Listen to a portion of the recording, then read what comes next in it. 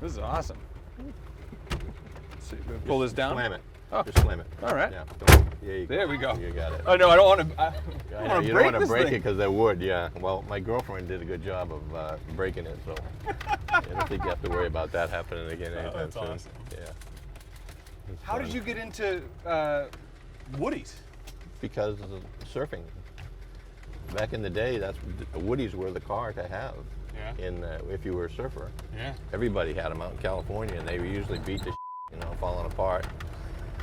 And I always wanted a woody because I was a surfer, and I just made up my mind that when I retired, the first thing I was going to do was go out and find a woody. So I went all over the country looking for a woody, and found this one in Mexico, believe it or not, Mexico City, and shipped it to Chihuahua, Mexico, where they rebuilt the whole thing from scratch.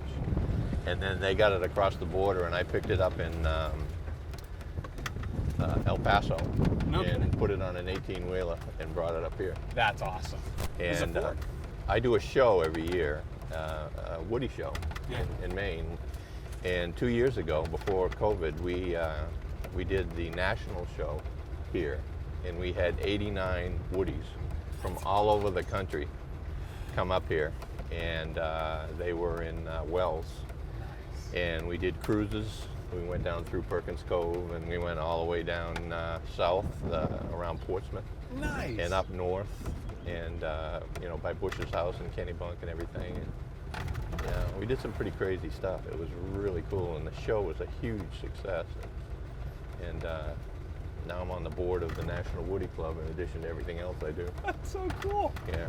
So you probably get a lot of like thumbs up and waves and other beeps from people. Oh, that's one of the things. When you're in here, you're going to have to wave to people and be friendly, because there's no end to it. Everybody in the world wants to wave, and That's awesome. no, this is gonna, you'll see that going down the road. That's fun. That's really fun. And Get stared at a lot. yeah, it's a beautiful day. Tell me about how you got started surfing. The Beach Boys.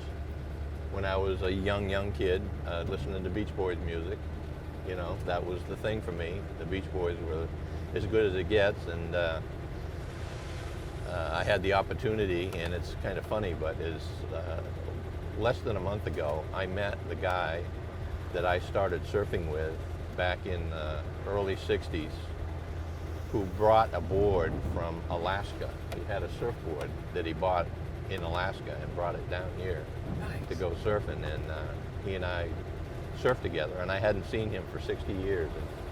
And through a friend, I found out that he lived in California and he was here visiting, and we got together again for the first time in 60 years. That's awesome. Yeah. That's great. But So you were listening to Beach Boys music? listening to Beach Boys music and just, love the music, and all I could see was the surfing, and everyone says, there's no surf on the East Coast, you can't surf here. And I said, there's waves, what's the difference, And eventually we got the surfboard and started surfing here, and there wasn't anybody else on the beach then. Just seeing a surfboard was a big deal. This is our hotel here, York Beach Surf Club. Oh man! Oh, this is going to be great. Yeah, and the pool out back there is pretty incredible. It's coming along great, huh? Yeah, we're trying to get it done. We've been working on it. It should be open now, and it's not because of the extra work we had to put into it and get into it. But yeah, so.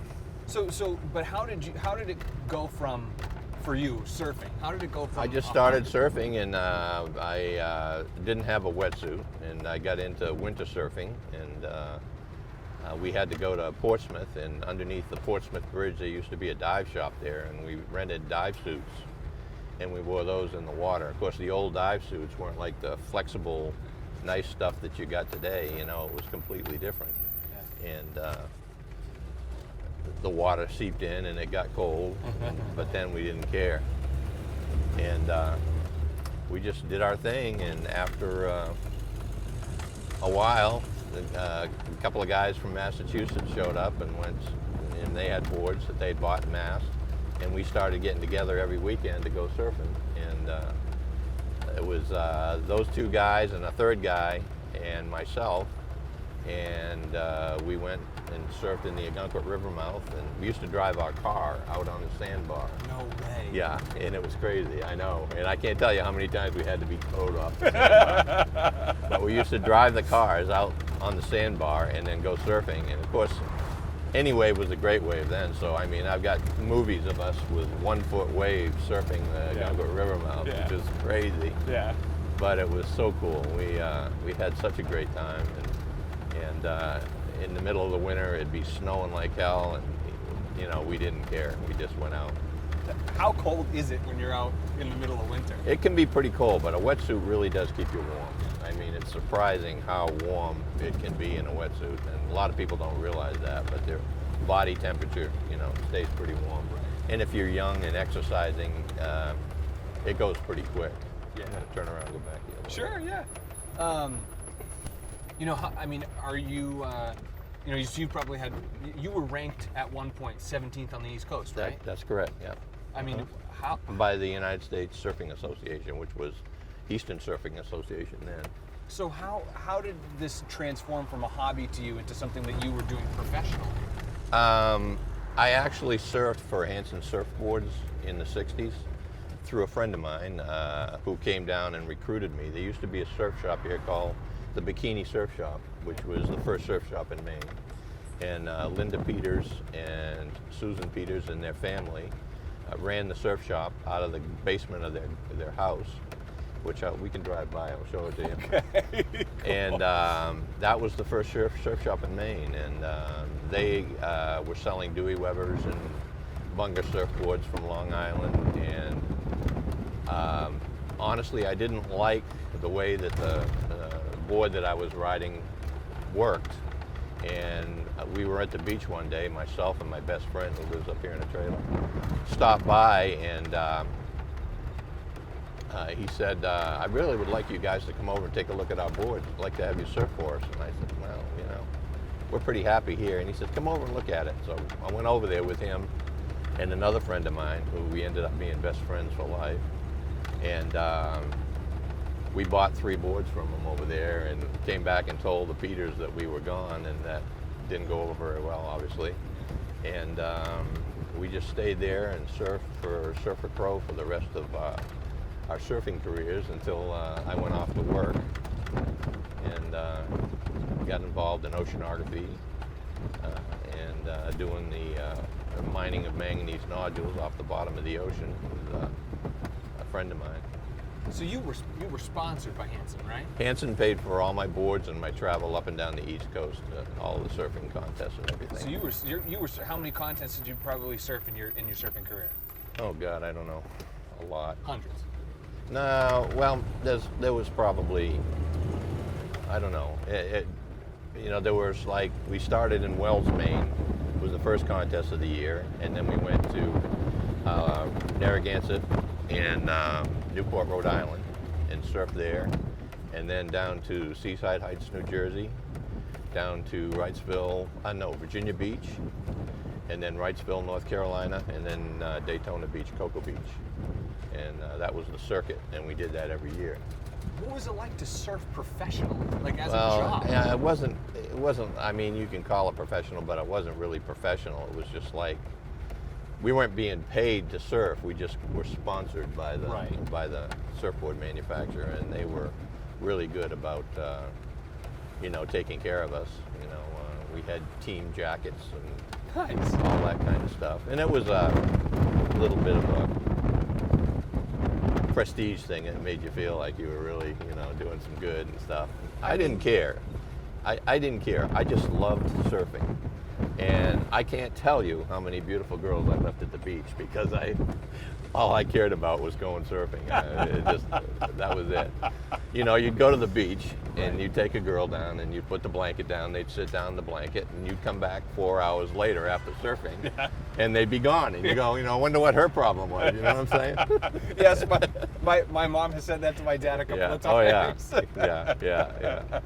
So I mean, that's part of the fun of it. It was just a great sport, and we didn't get involved in, you know, any of the problems that were drugs and all that stuff, and surfing was our drug, you know. Right. And that never changed. You know, do you really feel like, you know, is it weird for people to tell you that you're the pioneer of bringing surfing to southern Maine? Sometimes I get, I don't feel that way at all. It wasn't just me. It was a lot of the people that I was with, the guys I hung out with. I mean, those guys were the icons of surfing back then, you know. And that, to me, was the key. I just wanted to be with my friends and surf. That's all I cared about.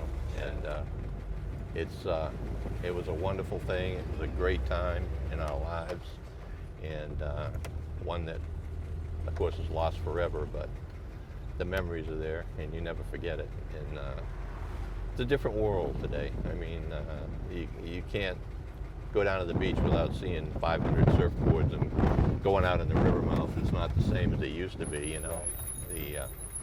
There's 50 people out there. When we were doing it, there was 5 of us in the water, you know. Yeah.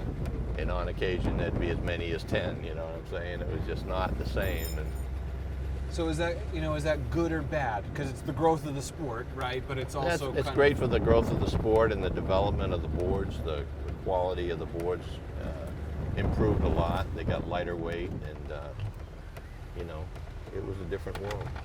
Yeah, a couple people trying to get out there right now. Oh yeah, not bad.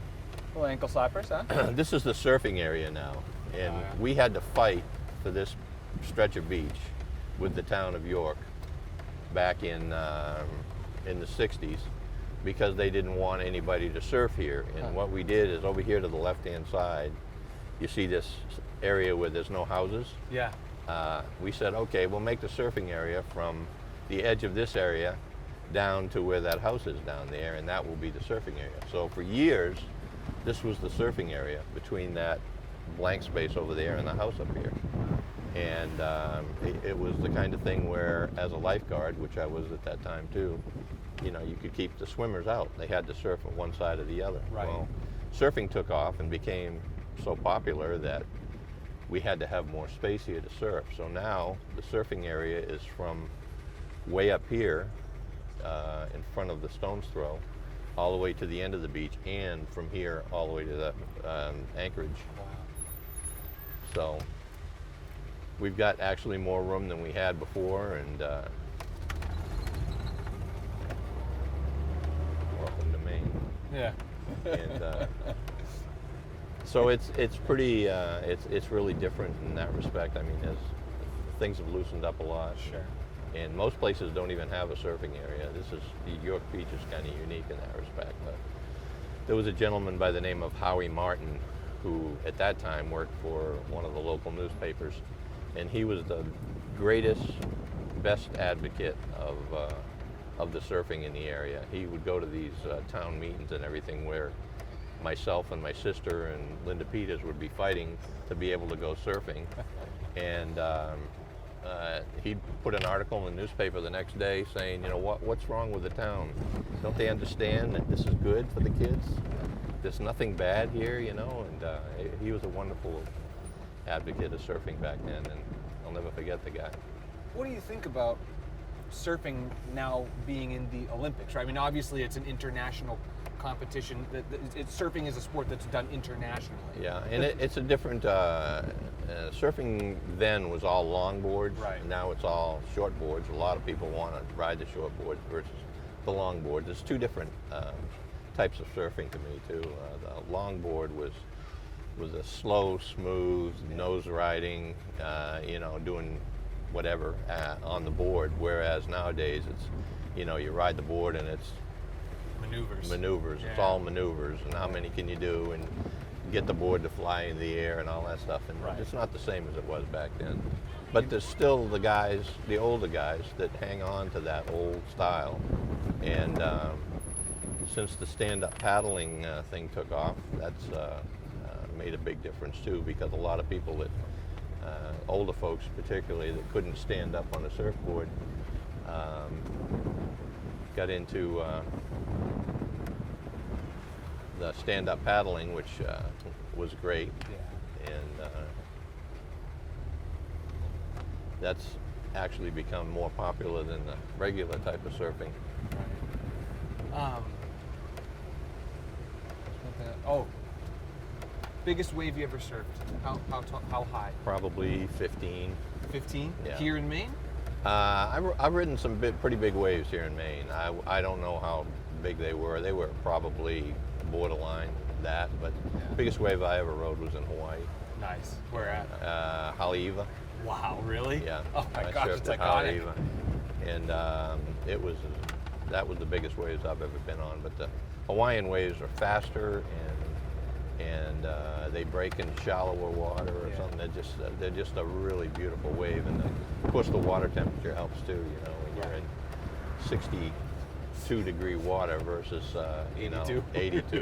It's a big difference in your style. You know, you don't have a wetsuit. And here, wetsuits are almost year round. Right, it's true. So That's awesome. kind of a different world completely.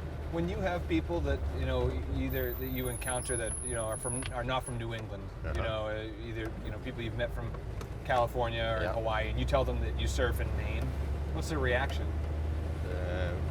It varies. It varies. Most of the time, it's funny. Like I showed you those pictures of the reef out here, York Ledges, where they surfed out there.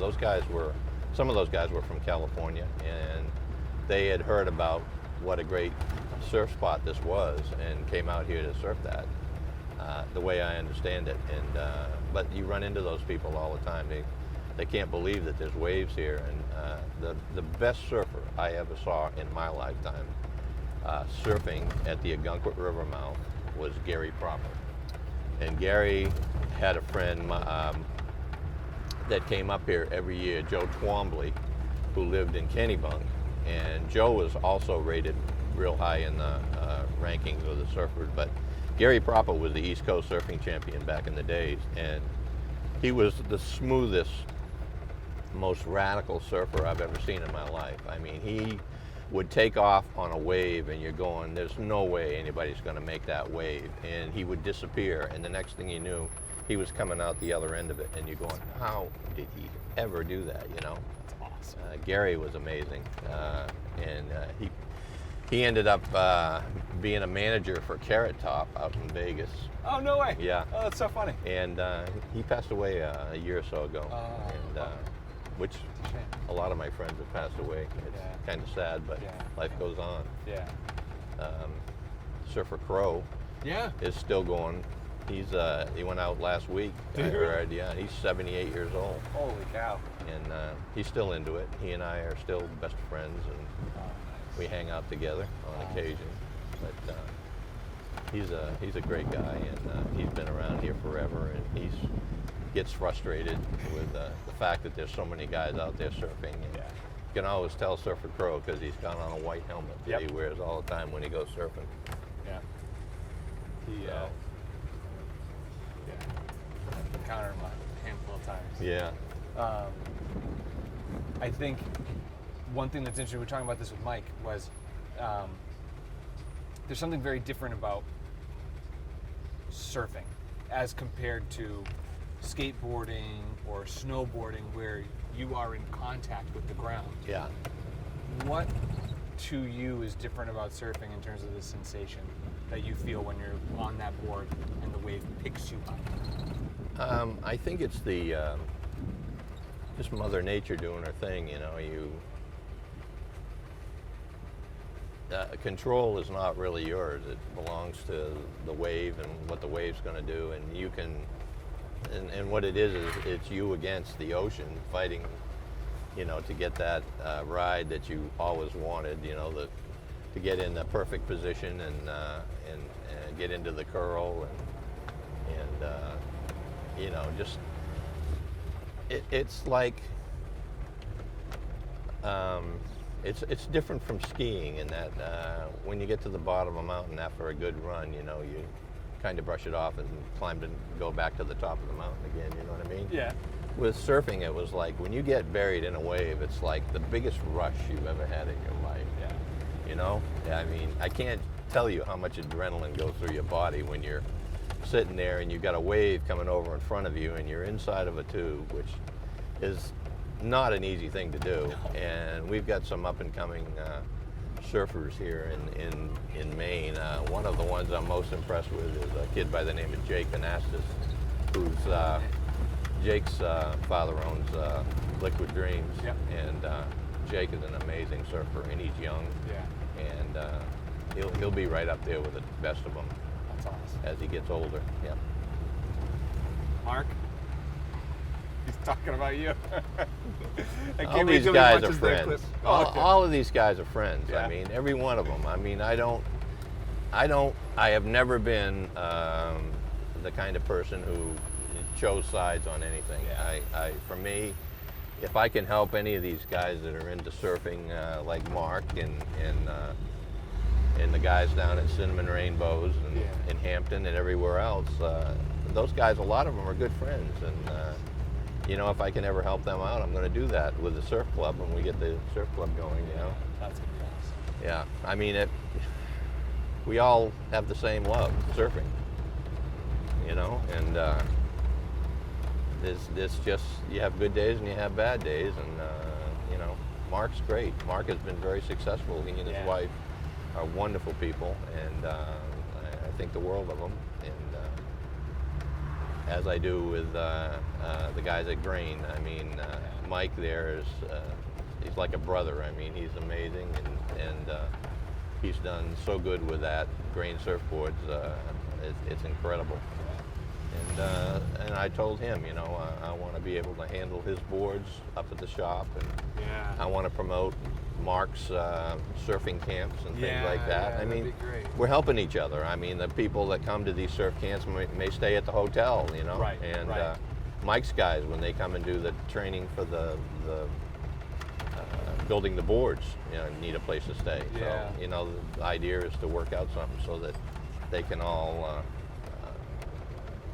be involved, Awesome.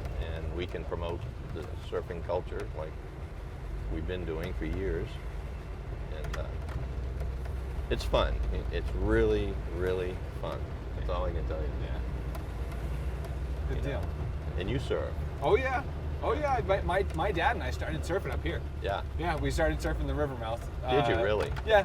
Yeah. When I mean, you know, we weren't out hanging with you guys. You know Yeah. what I mean? But my dad had this dream to get into surfing, Yeah. and then he, you know, got me into it too. Uh-huh. And we took our very first lesson out in California, and he had the bug. So Yeah. we came back, and we had always gone to Algonquin Beach as a family, as kids. Yeah. When I was a kid, growing up. Sure. And so, it kind of just went from there. You know, he met Mark at his Yeah. old shop over on Route 1. Oh, yeah. On, you know, right across the street next Yeah. to the pizza house. Yeah. And we started renting boards from him. We bought boards from him. You know, he's a good family friend. Actually, we're passing the shop right now. Yeah. But really good family friend. Yeah. And so, yeah, it was nice to kind of get a lot of support from people locally to be like, yeah, do it, you know, enjoy doing it up here. You don't have to go far away to find good waves and have some fun doing yeah. it, you know. Yeah. So, yeah. Want to That head back works. to Grain real quick? And we'll, Yep. Oh, I gotta Just pull pull it. it tight. Don't push it back and just. There you go. All right. I'm so worried about damaging No, don't it. worry about it. This is so fun. I'll just have Mike fix it if it gets broke. Yeah, if anybody can do it, it's him, right? Yeah, that's right.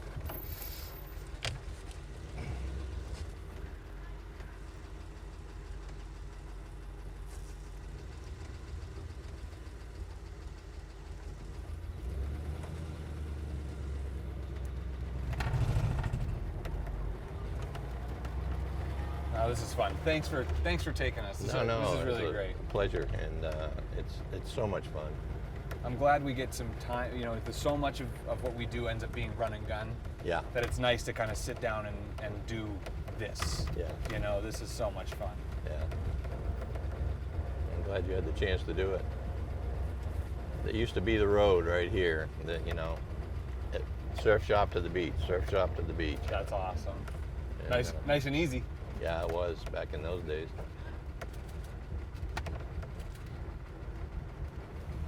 Times have changed, though. It's not the same as it used to be. Yeah, you know, and economy-wise, it's good, you know, Yeah. but it's definitely not the authentic, you know, The way it days of used to be, old, yeah, and there wasn't anybody around. I mean, the population has improved 20-fold from what it was back in those days, you know. Yeah. You could come down to the beach and some days and there wouldn't be any cars down here. Right, You'd be the only one. So it was You too. a different world. Yeah. We'll have to go surfing one day. Oh, that'd be a blast. Are you kidding me? Yeah. That'd be so much Yeah. fun. I'd love that. Yep. In the not too distant future, before it gets too cold to enjoy it. Tell me about it. I will say I've never been winter surfing. I'm not, Oh, really? I'm not sure I got the stones to handle it. I spent a week with a guy by the name of, I can't remember his name, but with Sports Illustrated. Oh yeah. He came up and stayed with me for a week here and did an article in Sports Illustrated. Yes, on I read it. Winter surfing, and it was pretty cool. A lot of fun. Do people ever call you crazy for going out in the Oh cold? yeah.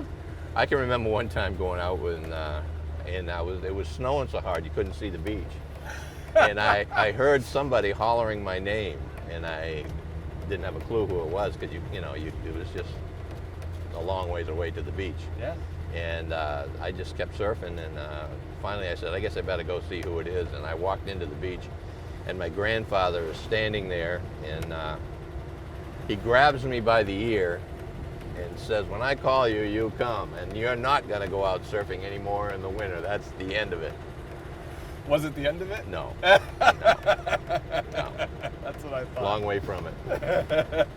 Long way from it. Yeah. Yeah. Oh, that's awesome. Yeah. There's so many stories. There's just not enough time Oh yeah. to be able to sit and tell you all of the encounters and the people that I've met over the years, and so many good people, so many great surfers, and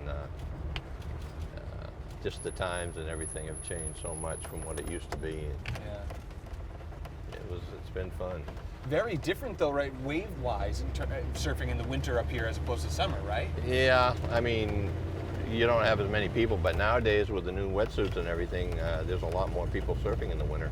Yeah. And it's not as crowded. And one of the things that has really cut back things here is the Canadians coming down. Yeah. You know, this year the Canadians haven't been here, and it's still been crazy. Yeah, you know? yeah, yeah. Can you imagine when they break that loose? Right. It's going to be even more bizarre. Yeah. Everybody in the world is going to want to be down here. I mean, the whole beach 2 years ago was nothing but Canadian cars on the waterfront. Yeah. So It'll be kind of fun, but it'll be different. it'll definitely be different. Yeah. I really appreciate you coming down and doing this. By the way, this is awesome. It really is awesome. I'm having as much fun as you are. Yeah. I can't believe I get paid to do this. Yeah, I know it. I had a job like that once too. You know. Right? Yeah. Oh, that's the best. It's been really a good time. Thanks for making the time. No, Because I no. know you guys got a lot going on with the beach club. No, so that's all right. that's another story. We're gonna Yeah. come down and see it.